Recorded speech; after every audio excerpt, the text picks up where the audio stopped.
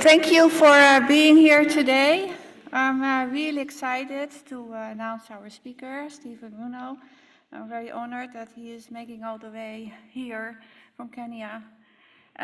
Stephen Runo did his master's and bachelor's degree at Kenyatta University and his PhD at the University of California, Davis. Then he spent a few years at the University of Sheffield here in the UK, and then swiftly moved forward to take up a position at Kenyatta University, where he became also department chair.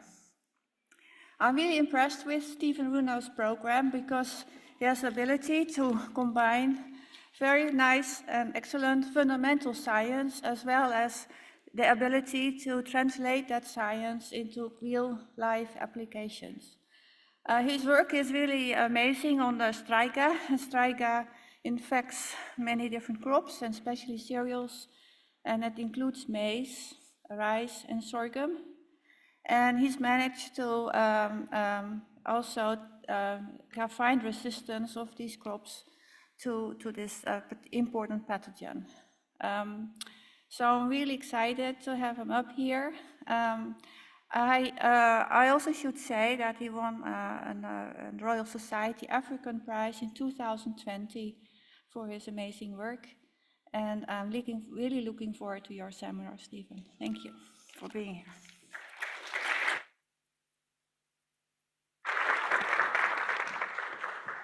Thank you. Thank you, Saskia, and thank you for the invitation. Really pleased to be here in Norwich. I was here a few years ago, and I think I came to this exact same room and sat there and thought, what a nice place to listen to presentations. I didn't know a few years later I'd be standing here giving a presentation about some of the work that you're doing in Nairobi. We work on parasitic plants, and being aware that Norwich is an institution, or here there is a very big history and a very good history on plant interactions with their pathogens. I think it's a good opportunity for me to shine a light on some of the work that we are doing, and also get to understand from you, looking at the plants that we work on from a plant pathologist perspective. So I invite you to look at parasitic plants with the lenses of our plant pathology. And to start us off, I just want to give a very brief outline on what my talk is going to be about. I'm going to give a background on what parasitic plants is, just so that we are all in the right frame of mind. And then bring in Striga, which is one of the many parasitic plants, but a parasitic plant that has economic importance, and especially in sub-Saharan Africa, which impinges on food security. Then I'll look at Striga interactions, or Striga as a model of interaction with other plants. So this is a case where a pathogen is a plant. What kind of interactions happen between plant-plant interactions when one of the plants is a pathogen? And the question that I would want to ask is, are these interactions similar? So for example, in rice, Striga interactions, are there commonalities? And are there commonalities in sorghum Striga interactions? And are there commonalities and differences with maize Striga interactions? And then what I want to do at the end of each section is to interrogate these interactions and look for implications for practical agriculture, because I think keep in mind that Striga is a really destructive pathogen. So what are parasitic plants? Most of us would be familiar with the parasitic plants that are above ground, plants that live off other plants. So for example, mistletoes and doders in the family Cuscutaceae. But there are also parasitic plants that are below ground, and those are the ones that are most destructive. So Striga, for example, is a root parasitic plant that feeds off from the roots of plant. And parasitic plants can also be classified into two groups. One of them is being hemiparasitic, meaning that they're partially dependent on their host at some point in their life cycle, but they become photosynthetic later. And then they can also be holoparasitic, meaning that they're entirely dependent on their host for the entire period of their life cycle. And then one more time, parasitic plants, like most other pathogens, can be classified into either facultative parasites, meaning that they can live off a host or not. And then there are also obligate parasitic plants, which must attach to a host to complete their life cycle. And I'm just giving one of the lineages of parasitic plants here, and this is the family Orobanchaceae, with the whole spectrum from free living forms, which is here represented by Mimulus, which is the free living species of parasitic Orobanchaceae, and then Triphyceria is a facultative parasite, meaning that it can live on its own, but it chooses to be a parasite. And then Striga is a hemiparasite, but it is an obligate hemiparasite. It means that at some stage in its life cycle, it must depend on a host. And then there is the last group, which involves the broom rapes, Orobanchaceae and Philippanchaceae, and these are wholly parasitic. In fact, these plants are albino. So bear in mind, this is just one of the lineages of parasitic plants, and parasitism has emerged at least 11 times. So some of them are bad, like Striga here, which is a food security issue, and some of them are what are described as evolution enigmas. So Rafflesia here has the family that has the biggest flowers, and all of them are dependent on this structure here called haustorium, which embeds inside the host tissue. So there's a very, very close and intimate relationship between parasitic plants and their host, and that has implications for management and also implications for material transfer between themselves. So back to Striga. This plant is very destructive to crop pests, to crops in sub-Saharan Africa, and especially maize, sorghum, and rice. So all these type of crops in Africa are parasitized by one or more species of Striga. So those are the purple, beautiful flowers that you're seeing there. Striga is responsible for 30 to 100% in yield losses. Often we say 100% yield losses because, as you'll see in some of these photographs that I have, farmers get no yield at all. We approximate about 400,000 hectares of land are infested across Africa, and we spend at least, or we lose at least $7 billion annually because of Striga infestation. And these are all statistics. I think the losses are much, much higher right now because the infestations are much more. Striga is found in virtually all parts of sub-Saharan Africa. So you see here 3 species of Striga that infest East African, Eastern African and Western African, as well as in Southern Africa. And then there is an infestation here in Southeast Asia of Striga asiatica. I know I said that Striga is an African problem, but there used to be an infestation in the US here, in North Carolina here, a very small infestation. It took a lot of money to manage. And in a program that was called the Striga Eradication Program. So this took a lot of money to manage, and you can imagine a small infestation like that compared to the infestation that we have here, meaning that it's really, really, really difficult to manage Striga. And one of the reasons is because Striga is a really successful parasite. It synchronizes its life cycle with that of its host. The seeds are really, really small, and they stay in soil for a long time. So the seed can stay in soil for decades, and they only respond to germination stimulants that are muted from the host roots, and these are now came to be known as strigolactones, which are supposed to be used as shoot branching and communication molecules between crops and rhizospheric microorganisms.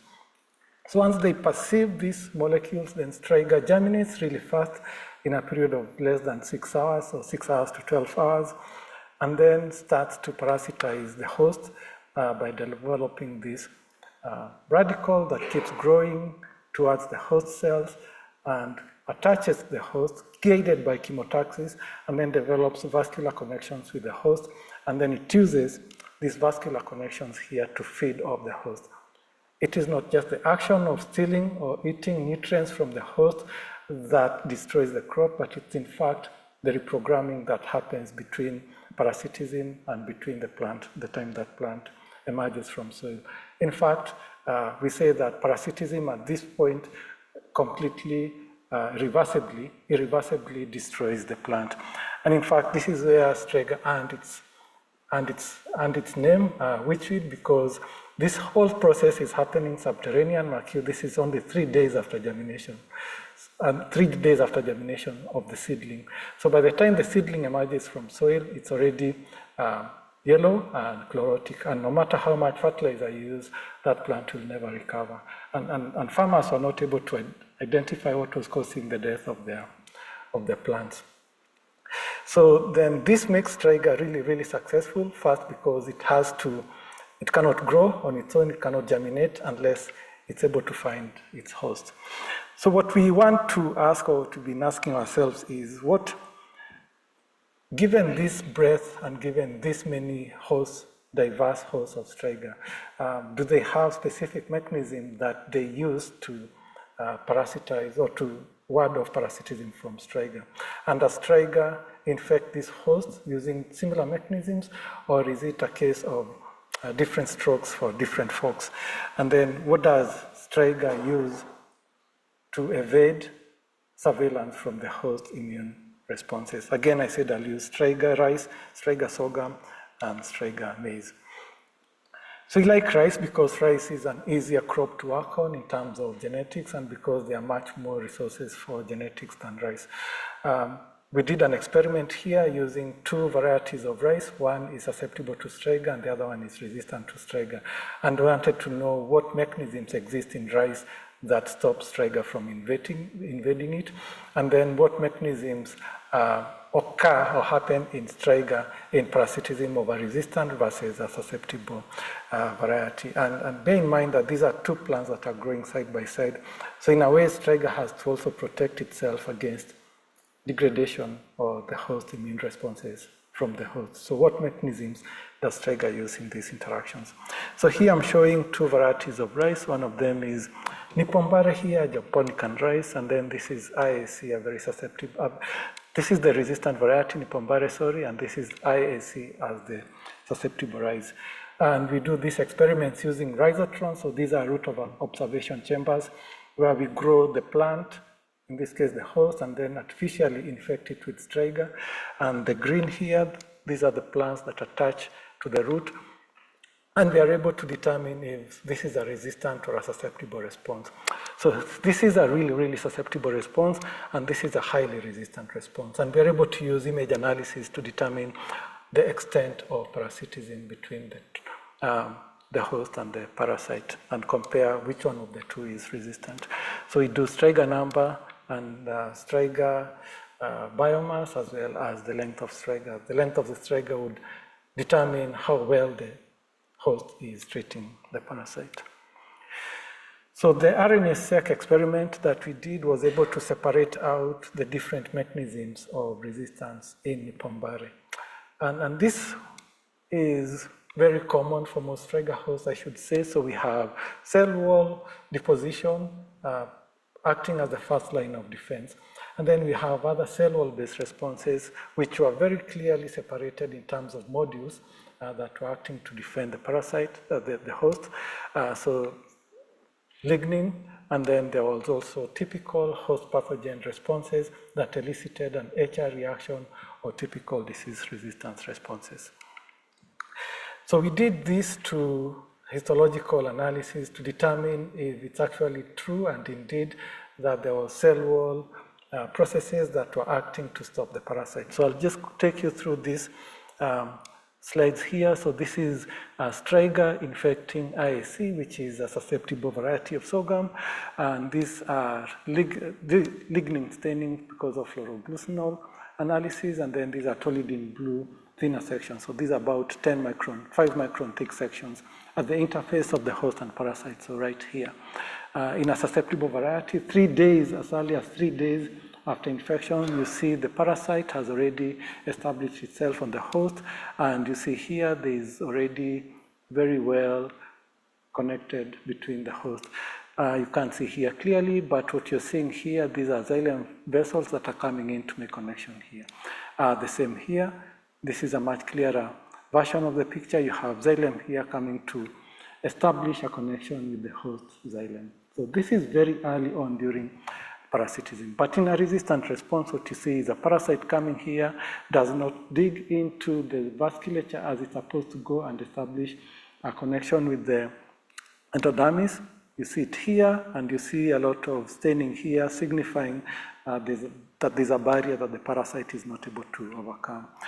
So here is a lot more dramatic. This is supposed to be where this endophyte is supposed to go and establish a connection between itself and the host.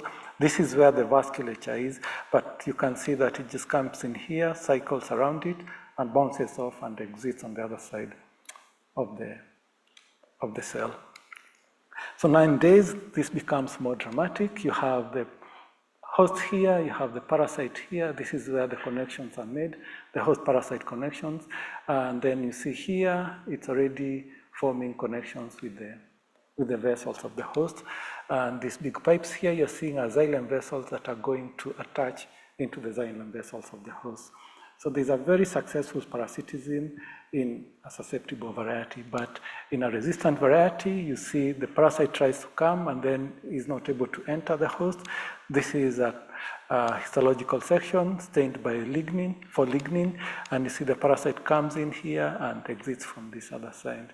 And this phenotype is replicated here in the tolidine blue section. So meaning that there is an interaction on the host side that is stopping parasitism at the cell wall level.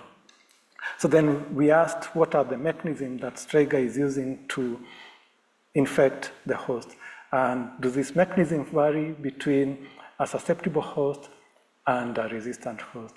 In other words, is it unleashing the same amount of artillery to both the susceptible and the resistant host?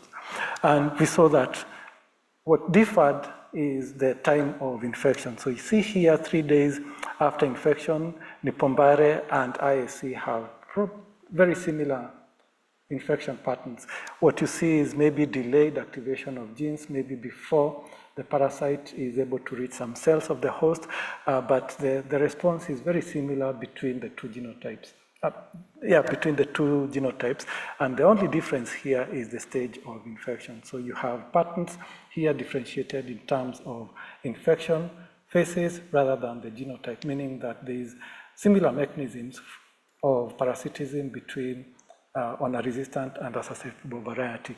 And what came out was, of course, Striga has to produce cell wall loosening genes, and then negative regulation of metabolic responses, and then negative regulation of enzyme activity. So this is how they clustered here. You see genes that are peptidases or enzymes, degrade cell or degrading enzymes for both processes. So in summary, for rice, we think that Striga would be producing cell wall loosening enzymes or proteins, and this would be helping it grow and produce the haustorium, and then it must be producing cell wall degrading enzymes to degrade the host so that it gains entry into the host, and it produces cell wall degrading enzymes in both a resistant interaction and a susceptible interaction. And then it would also be negatively regulating enzymes from the host. And as it does that, Striga should be enforcing its cell wall so that it's able to dig through and grow into the host's cellular system. In a susceptible host, you don't have any pushback from the host, and so Striga easily breaches that barrier and is able to colonize the host effectively. But in a resistant response, then you have immune activity, various immune processes activated, most of them cell wall, and then innate cell wall responses or innate immune responses, and this creates a barrier, and Striga just comes in and bounces off. So again, for the parasite, a loss for the loss, or a loss for the parasite, again for the host, zero-sum game, sort of. But then, I don't like this diagram, but I'll explain later. This is supposed to be, so one of the other things that we found was the genes that were highly upregulated and the genes that were induced suppressed for both cases. Some of them were not cell wall genes, and this did not make any biological sense to us. So what we did was to go back and see what this gene does. One of those genes is supposed to be here, sorry. So one of the genes that was highly induced was supposed to be a mammalactone synthase gene. And so we asked ourselves, what is a mammalactone synthase doing in an interaction between host and parasite? I greatly apologize for this picture, it's highly pixelated. But the point I want to make is here, one of the genes that were highly induced in Nipombare relative to ISC was a mammalactone synthase gene. And then we dug deep and found that all these mammalactone genes, or the genes that are involved in phytoallectin synthesis in rice, are clustered together in chromosome 4. So what we did was to go dig those out and then cross-reference them with the gene expression pattern. And what we found consistently was in Nipombare, these genes were highly induced compared to IR65. So that meant that other processes are involved in the interaction between host and parasite, and in this case, the resistant genotype of rice compared to the susceptible genotype of rice. And phytoalexins or mammalactones are known to be allelopathic. So we formed the allelopathy hypothesis. And this is a hypothesis that is still on testing, but what we have done is to get Striga seeds treated with root exudate from each one of those genotypes. And as you can see, there is good germination stimulation here from IAC, and this is the control, which is a synthetic strigolactone, but there is very little germination here from Nipombare, or no germination at all from Nipombare. So one of the reasons could be maybe there are no strong or potent enough strigolactones to induce Striga. That's one possibility. But also another possibility is that there is phytochemicals or allelopathic chemicals that are produced that are stopping germination. So what we did was to first incubate all these treatments with root exudate from Nipombare and then try to induce germination. And Nipombare effect was found to be suppression of germination in IAC as well as in GR24. So clearly indicating there is something more than germination stimulation that is acting to suppress growth in Nipombare. So then, what are the implications of this? So I just want to draw some inferences on what we can do with this information. One of the things we can do is to channel and funnel this strigolactone or mammalactone biosynthetic path towards mammalactone production. And you can do that by knockout of this gene CPS1, and you channel or you funnel all the mammalactones here. The only caveat to that is that you lose activity of these other phytoalexins, which may be important for other disease defense responses. But the fact that you're able to establish that there is an allelopathic activity here, then it means that that is something that can be applied for practical agriculture. So the other interaction was sorghum interactions with Striga. So are they using the same mechanisms as rice, or are there different mechanisms that sorghum is leveraging on? So I need to draw your attention to the first slide that I did. There are two ways that Striga can be controlled. You stop germination or you stop development of the parasite tissue into the host. So we see similar responses in sorghum as in rice. This is a susceptible response. Striga is able to establish itself very well. And you see the xylem connection is quite clear. But you also have responses that are typical of cell wall-based resistance here. Here you see parasite comes in here, bounces off, and then does not grow beyond that. And then you see typical HR responses. Again, we did an RSEC experiment and then group each module to determine different mechanisms of resistance. And same as in rice, there were cell wall-based resistance, but cell wall-based resistances that were specific for different components of the cell wall. So lignin as well as cellulose-based resistance, and again, reminiscent of the phenotype that we are seeing in rice. You have Striga coming in here but exiting, and then here as the histological section showing, again, the cell wall response is very consistent in all this. But what about HR response, again, see here, modules that were enriched for cell wall for HR responses, and you can see strong HR response acting as a resistance mechanism. So in general, the mechanisms would be the same here for rice and for sorghum. And then we looked at the flip side now. What are the mechanisms that now Striga is using to invade sorghum? Are they the same as those as in rice? And one thing piqued our interest when we profiled the Striga genes that were infecting the host. 2 genes popped up, and these were really highly induced, and these were only highly induced in Striga infecting sorghum tissue, and these were across all the genotypes of sorghum. So it doesn't matter if the genotype is resistant or susceptible, these 2 genes were highly induced.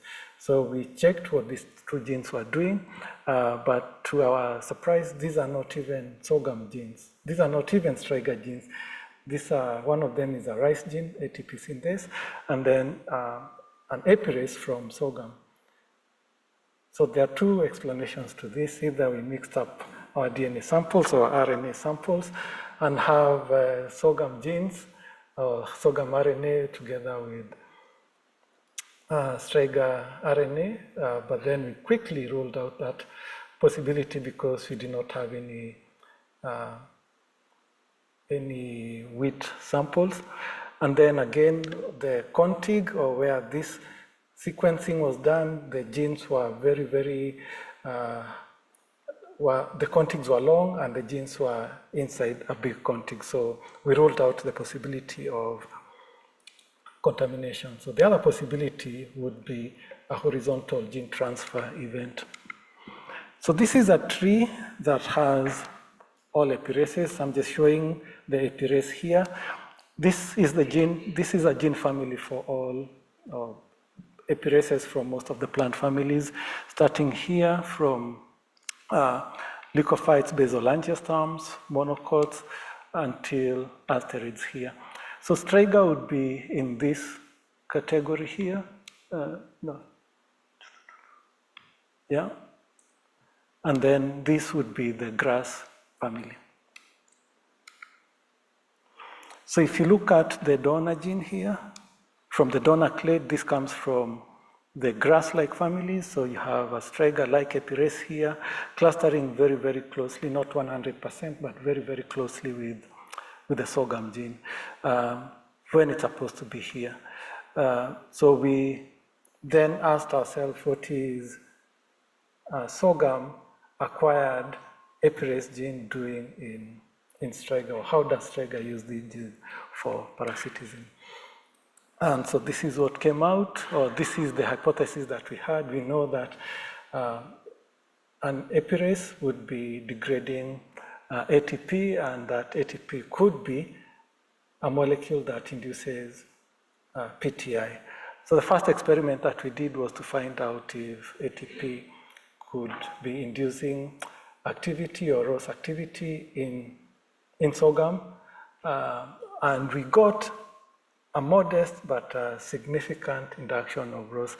So these are experiments that we are still running, and hopefully as we continue, we'll be able to know if there is any functional role of the horizontally acquired gene, and the fact that an ATP synthase and an epirase were the most induced genes, and both were horizontally acquired, just gives credence to the hypothesis that these are horizontally transferred genes and will be having a role in pathogenesis. This is still work in progress. I hope we'll be able to report on this soon. And then the other interaction with in sorghum is pre-attachment. That means before germination, and this story goes a long while back. This was in 2009 when Ijeta Gebisa discovered that some varieties of sorghum were immune to Striga infection. Many, many years later, it came to be understood that this was because of a mutation in a region known as the LGS1. So some sorghum varieties were mutated in this region called LGS1, which was mapped to the bottom of chromosome 5. And many, many years later, then it came to be known as there's a gene within this region of chromosome 5 that causes sorghum to produce low germination stimulation. So the whole of this gene here, the whole of this region has been deleted in some sorghum varieties. And there are 5 genes that are in this region. One of those genes, a sulfotransferase, is responsible for conversion of one form of strigolactone to another form of strigolactone. One form of strigolactone called Orobanchaceae is a weak inducer of germination, while the other form of strigolactone, 5-deoxystrigol, which occurs in most sorghum varieties, which are susceptible to Striga, is the wild type of the gene.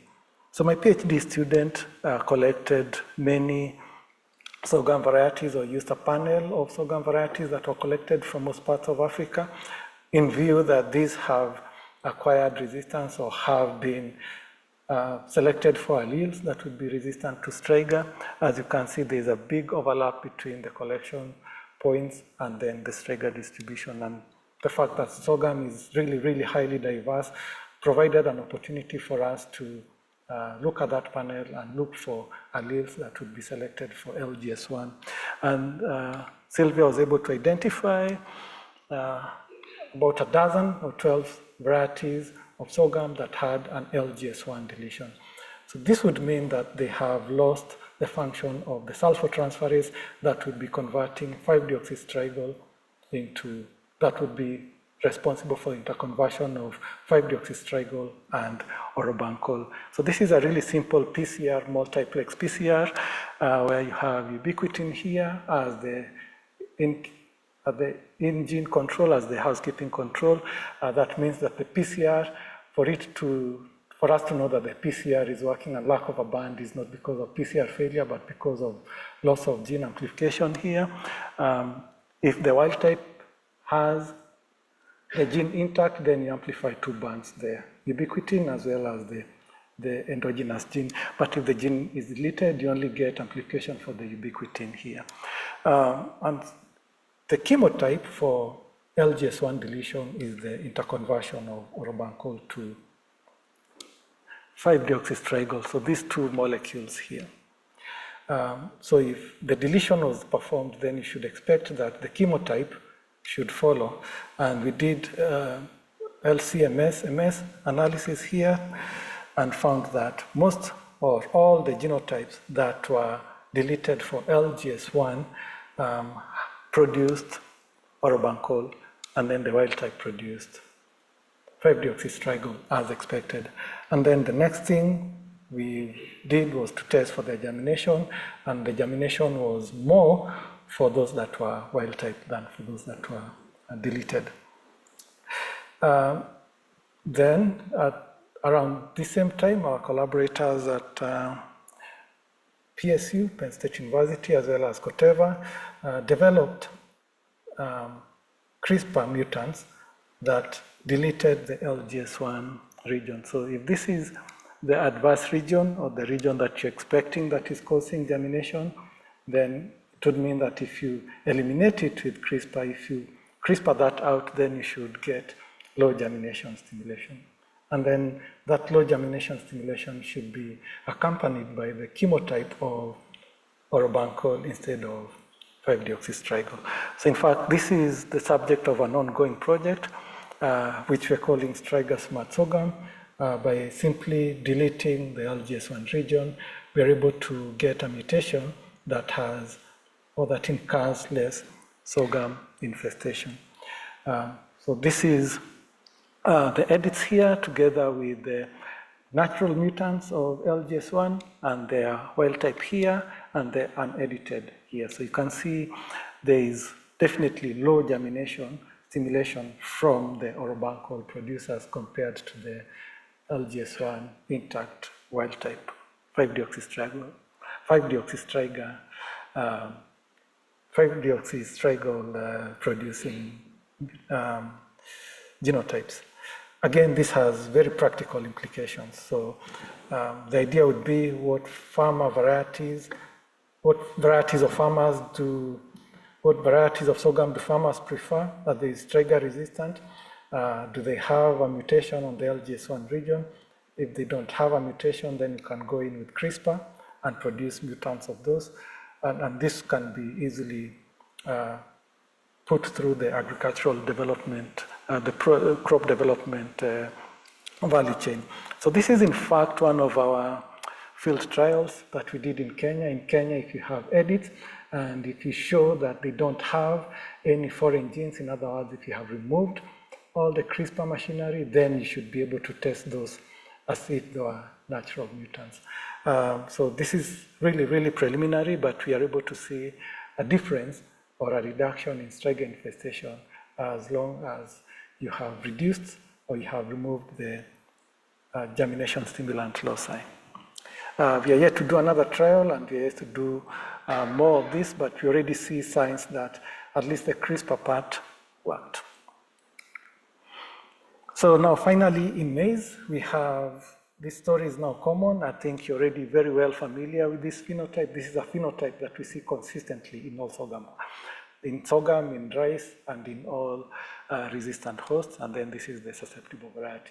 So here we have KSTP 9498. This is work that was done by a master's student in my lab in 2018, and established or identified one variety of maize, and Striga resistance in maize is quite rare, but we're able to find a cell wall-based resistant maize variety. So the story of maize is very consistent with the story of rice as with the story of sorghum in terms of qualitative disease resistance and modules for disease resistance, which are cell wall based. But then also maize has pre-attachment resistance. It means that maize also induces germination of Striga. And so you want to look at mechanisms of interactions between maize and Striga pre-attachment. And we wish this was the same for sorghum, but the story of strigolactone is different for every crop. So the way that Striga is resistant, the way that sorghum is resistant to Striga germination is different than the way that maize is resistant to Striga germination, just because the biosynthetic pathways are different, and just because the isomers of strigolactone are different for the different crops. But in last year, from Harold Bomister's lab in Netherlands, came out this paper, and this paper very well demonstrated the strigolactone biosynthetic pathway in maize. But most importantly, was able to identify this gene here as ZAM CLAMP1. So this is galactanoic acid methyl transferase, and this is involved in the conversion of zealactol to zealactone. Again, the interchange between these two molecules would mean Striga resistance or Striga susceptibility. And it follows naturally that you'd have mutations or natural selection for one of the two genes. And there are mutations, of course, in this gene. And if there are mutations on this gene, then you'd expect that you'd have an effect in Striga resistance and Striga germination. So these are the two molecules here. Zealactol was associated or is associated with Striga resistance in maize, while zealactone is associated with susceptibility. So what we did was to pick a bunch of maize genotypes and then measure their germination activity first, without knowing what the genotype on the zealactone, on the Z-clamped gene is. And as you can see here, there is variation, really big variation in these genotypes. Some of these are inbred lines, some of these are hybrids, and some of these are land races. The idea is that if there is already one that is Striga resistant, then this can already be put in a product development pathway or in a breeding system that can be integrated to produce Striga resistant varieties. But it's also very good for understanding the interactions between Striga and maize as far as signaling goes. So here you have EH14. I just want to point you to EH14 here, and Pioneer, or one of the PHBs, one of the hybrids here, GR24 is the synthetic strigolactone, and you see very high induction here, almost 100% induction of germination. So if you look at this, then what we did was to get RNA from this and sequence, get cDNA, and then do PCR to sequence them. And we can already see mutations. We don't know yet at this point if these mutations are associated with either the lactone or the lactone production, but we see mutations and a great range of variation in the way that genotypes of ZM-CLAMP1 are. So in some places you have introduction of a start codon, you have deletion, and in sometimes you have some indels or deletions. So our colleagues at KAUS, King Abdallah University of Science and Technology, did measure 3 of these genotypes, so selecting from the ones that were highly inducing and the ones that were low inducers of germination, and looking for zealactone, as well as 3-oxomethyl-galactonic acid. And what came out of that work was that for those genotypes that were producing a lot of zealactone here, these were PHB here, it had less zealactone, and it had more germination stimulation. And then the ones that were producing zealactone or less zealactone also had low germination stimulation. So then that follows on the hypothesis that if you switch and if you have a flow between, a switch between zealactone and zealactone, then you can be able to develop Striga resistance in maize. In fact, what you need to do is to just change the flux and direct it towards production of zealactone and block zealactone production from here. So if you CRISPR this gene, then you should be able to predominantly produce zealactone, which means that you have resistance in maize. And as I conclude, I hope that I've demonstrated to you that Striga generally uses typical host-based resistance responses. Or Striga hosts use typical disease resistance responses. But one of these, and the strongest one of them, is the cell wall. And this cell wall has many forms. So it could be at the level of cellulose, it could be at the level of lignin, but cell wall becomes the first defense system. And then there are also very host-specific responses, like we saw in rice, not in other systems, but in rice, they have an additional layer of resistance and interactions with the pathogen. And then Striga would use typical disease resistance, disease pathogenesis, but there are also very special cases in which Striga may acquire genes from the host and then co-opt them for whatever purpose, but to their advantage. And this is a hypothesis that we are still pursuing. But most importantly, I think at all these levels and in all these stages, there are opportunities to either change flux and funnel towards more favorable metabolites for resistance. And there are also opportunities to engineer resistance using single gene resistance. In all cases, this can be leveraged for crop improvement against Striga parasitism. And with that, I want to acknowledge a lot of people that are involved in this work and a lot of donors, as well as partners. The project that I talked about on Striga resistance in maize is funded by the Feed the Future under the banner for Feed the Future projects in the US by USAID, and these are our partners there. With that, I'm happy to take questions.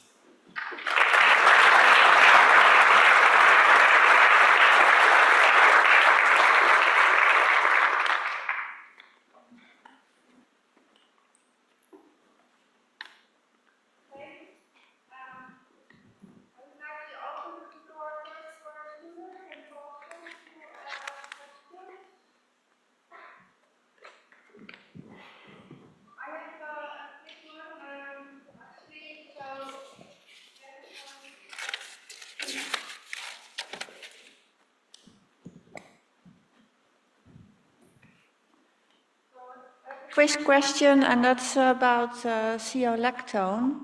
So you showed that C-electron is really necessary for susceptibility of the maize to Striga. And if you mutate it, then the maize would be resistant. But what is the function of C-electron for maize? So why does it produce this particular compound? Yeah. Yes, that's a good question. The electron, as well as other strigolactons, are important for, these are shoot inhibiting hormones. They're also involved in rhizospheric communication with upscalar mycorrhiza fungi. So it's a trade-off. What we have seen in sorghum, at least because we have checked this, we don't have mycorrhiza colonization does not seem to care what blend of strigolacton is available for them. So they'll take any strigolacton, some more effective than others, but you don't compromise mycorrhization by changing the strigolacton isomer. Bear in mind that these are naturally occurring mutants. So these exist in nature, and maize is quite happy with either zeolacton or zeolactol. So far, we don't see any effect, but one of the things we hope to do is to do a very detailed analysis of the microbiome to see what changes. Of course, there would be some changes, but we don't think that any of those would adversely affect the performance as well as mycorrhiza colonization. Thank you. Questions? Yeah. Hi, thank you for a nice talk. In the transcriptome of, I guess, all three hosts, you identified HR-related genes, or genes related to immunity. Do you identify any NLRs? And I guess in the same avenue, do you identify any effector-like proteins from the parasite? Yeah, so we have some candidates which we want to follow up and which we are following up on. But the thing is, it's a long list. We have to decide which ones to go for, because also maize and sorghum transformation is not easy, so not very efficient. But we do have some candidates and a short list that we are developing validation experiments for. And just a second question, with the LGS1 deletion, do you see any yield penalty? No, not at all. We don't expect it. We have not found it. Hi, over here. Quick question. So thanks for the talk. It was really quite fascinating. When you mentioned that the Striga is releasing cell wall degrading enzymes, I was curious, how does it itself avoid being affected by these enzymes and only have the host have its cell wall be degraded? Mm-hmm. Yeah, so it's a plant. So firstly, it's a plant. So any cell wall degrading enzymes should then be, any production of cell wall degrading enzymes would be counterintuitive for Striga. But it does have, I don't know the exact mechanism, but there are inhibitors of cell wall degrading enzymes. If they are used within Striga itself, we don't know that, or if they are used to inhibit enzymes within the host, we don't know that. But there has to be a mechanism that it uses to not self-destruct. Thank you.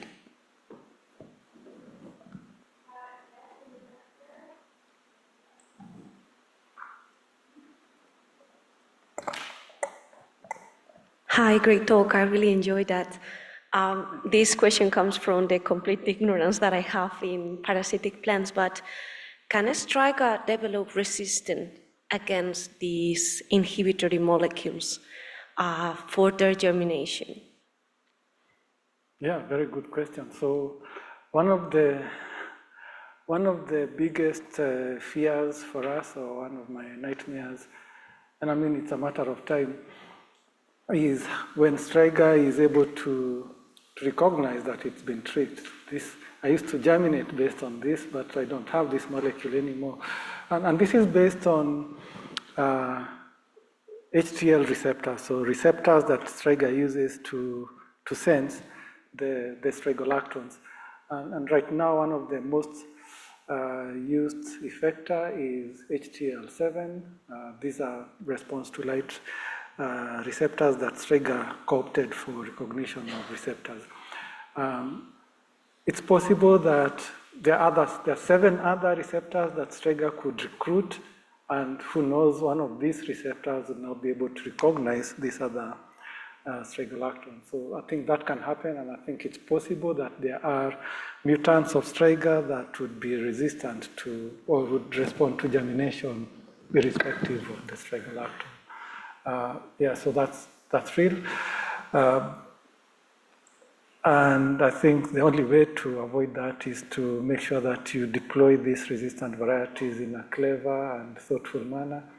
And also, the advice have 2 levels of resistance. So have mechanical barrier or post-attachment resistance mechanism combined with the LGS1 so that you have delay and you don't have so much pressure for Striga to try and cope with the receptors that have been messed with. Thank you.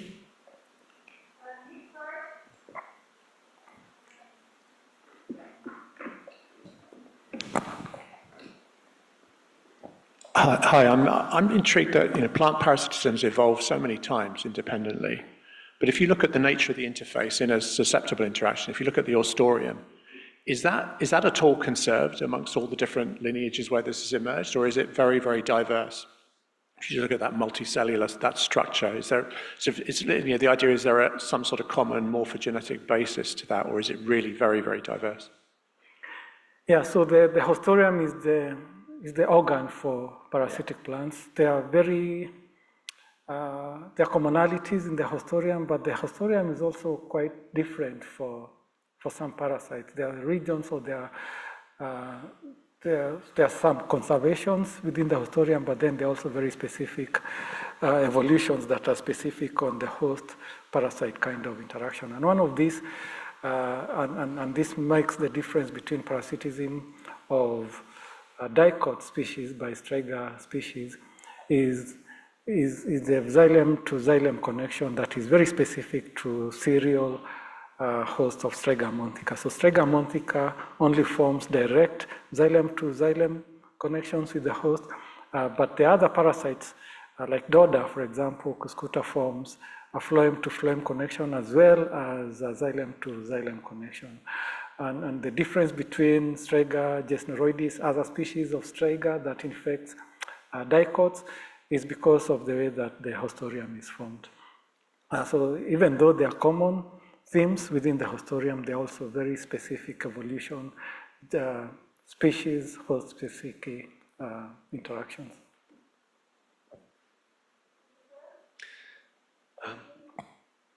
Thank you. Fascinating talk.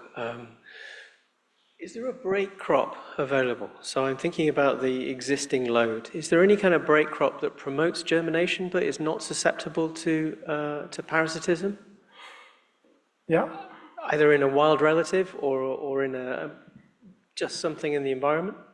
Yeah, so one of the ways that we control Striga is using a trap crop. So a trap crop would be, so like a legume, for example, a legume which is a dicot, it will stimulate germination. So legumes, as other plants, would be producing strigolactones, which will stimulate germination, but then Striga montica specifically will not be able to form a connection with bean or with a legume, and so it will just die off. So that's one of the ways that you can use to control Striga. So using a trap crop that stimulates germination. And in fact, in Kenya and in East Africa, there was a very big campaign using what is known as a push-pull. So you plant, that time it was a fodder crop called desmodium that would be good for cows. You plant it together with your maize that will sequester all the seeds in the soil. And then the next year you also alternate, you plant beans instead of planting maize.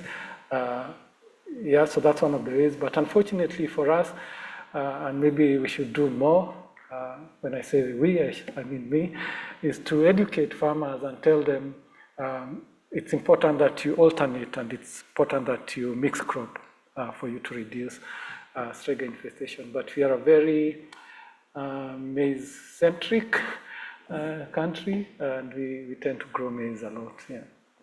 Thank you. Thanks a lot, Steve. So you started earlier in the talk of talking about Nippon-Bari being very resistant and another rice being very susceptible. So are there genetic analyses that track down how many genes are involved and why Nippon-Bari is more resistant? Yeah, so not just for Striga, Nippon-Bari has a lot of anomalies and genes that are involved in resistance against other crop pests. We profiled this. We know at least we know that the cell wall-based genes are more induced in Nippon-Bari, and we now know that genes involved in phytoalexin biosynthesis are induced in Nippon-Bari, and we have even gone further and determined that there are variations and natural mutations that are in Nippon-Bari that are not in IAC or in most Japonica rice, for example.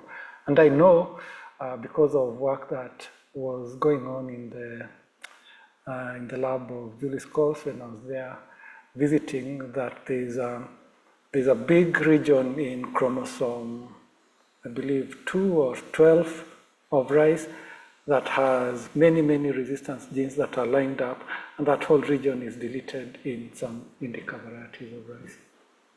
So is there linkage between that region and resistance? Yes. Yeah, thanks. Another question online from Matteo, and he says, very nice talk. And he asked whether there's also evidence that DAMs like damage-associated molecular patterns are induced during infection, and whether these induce PTI. So DAMs? Yeah. So damage-associated molecular patterns. Yeah, but we don't have any DAMs that I can name. There's a PTI that is, of course, PTI is induced. There has to be a pump, there has to be a dump. We don't know yet. We have suspects of dumps, but we don't know for sure if they've been validated. In Cuscuta, there are pumps and dumps that have already been determined. Yeah. Questions for the speaker? You have time? 1 minute? No? All right. Well, thank you so much. Thank you again for a really nice talk, Stephen. Thank you. Very much enjoyed it. Thank you.